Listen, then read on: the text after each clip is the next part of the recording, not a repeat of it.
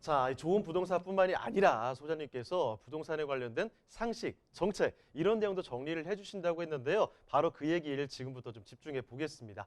자, 오늘 그 집중해 볼 키워드는 이 공공재개발이라는 키워드거든요. 자, 어떤 이야기 좀 전해주실까요?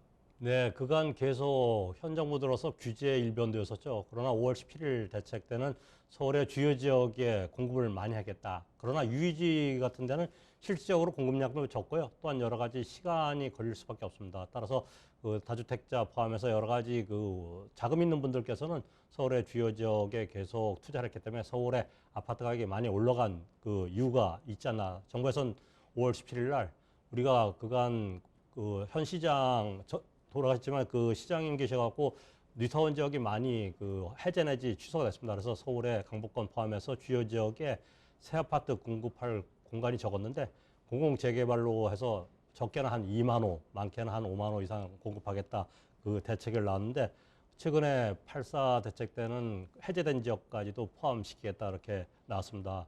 서울시나 SH공사에서는 그 시범사업 후보지를 9월 21일부터 11월 4일까지 공모 신청할 거라 발표를 했는데 상당히 관심을 많이 갖는 구역이 있는 걸로 알고 있습니다. 따라서 이쪽에 계신 분들이나 투자하신 분들은 상당히 공공재개발에 대해서 관심을 가질 필요가 있지 않나 이렇게 말씀드리겠고요.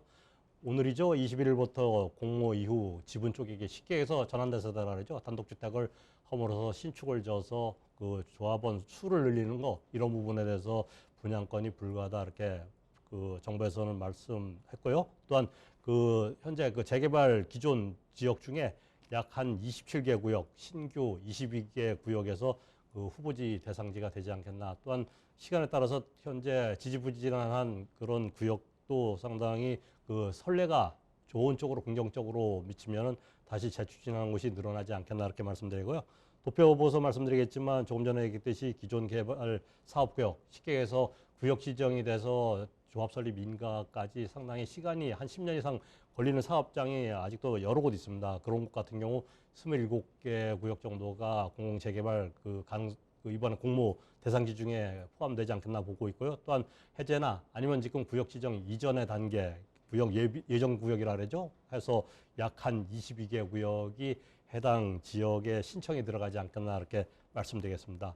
공공재개발이 되기 위해서는 지정 요건이 있습니다. 일단 지정 요건이 되기 위해서는 주택 공급 활성화 지구로 이렇게 그 지정이 돼야 되는데 지정되기 위해서는 현재는 조합이 그 조합원들의 어떤 동의를 받아서 추진하는 조합 그 위주로 이렇게 그 재개발이 공사가 여러 가지 진행이 됐었는데 그 공공재개발이 되기 위해서는 LH나 SH가 단독이나 아니면 조합과 공동사업자로 선정해서 진행되고 또한 그 조합원 물량 제한 그 2의 50% 정도를 공적 임대로 공급하는 요건이 충족되면은 주택 공급 활성화 지구로 지정돼서 본격적으로 공공 재개발이 진행된다 이렇게 말씀드렸고요. 일단 그 혜택 우리가 공공 재개발을 하기 위해서는 기존에 우리가 재개발 뉴타운 사업하고의 어떤 그 인센티브를 많이 생각해야 할 필요가 있는데 일단 정부 발표안에 따라서는 용도 지역 상향 보통 2종을 3종으로 그 상향시키거나 아니면 3종을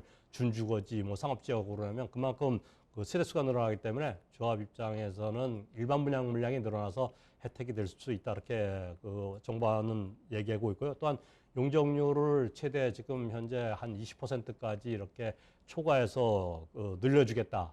보통 3종 주거지역은 보통 300%까지 그 용적률이 적용되는데 360%까지 그 초과해서 늘려주면 그만큼 일반 물량이 늘어날 수밖에 없지 않나 이렇게 말씀드렸고요.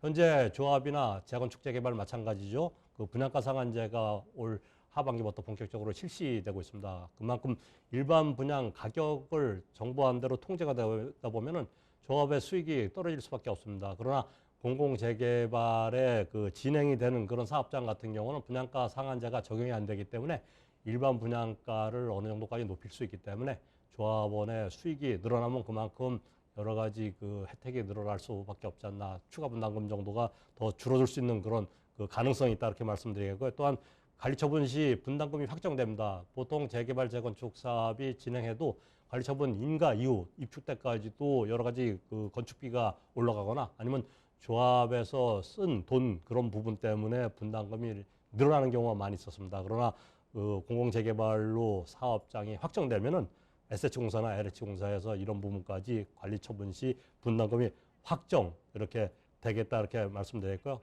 다음은 이제 그 사업비 이주비가 LH나 SH 공동 사업을 하거나 단독 사업을 적용되면은 융자가 나옵니다.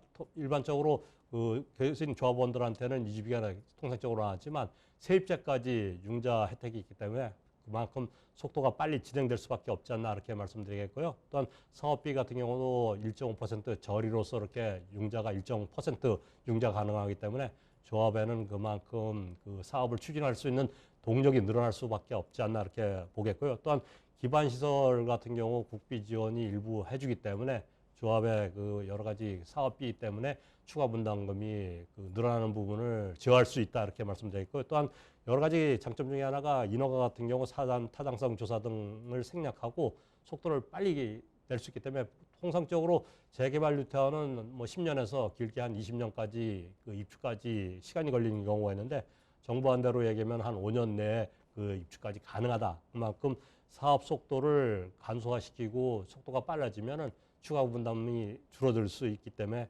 그만큼 조합한테는 혜택이 될 수밖에 없지 않나. 일단 공공재별의 여러 가지 그 장점도 있습니다. 그러나 아직 선례가 없고 이번에 시작되는 단계이기 때문에 새롭게 그 투자하시는 분들은 여러 가지 그 꼼꼼한 노하우나 아니면 저희 같은 전문가 상담한 이후에 이렇게 투자하시는 게 좋지 않나. 공공재별은 앞으로 이제 활성화되면 상당히 서울 도심권의 아파트 공급에 긍정적인 면도 있지 않겠나 이렇게 정리해 말씀드리겠습니다.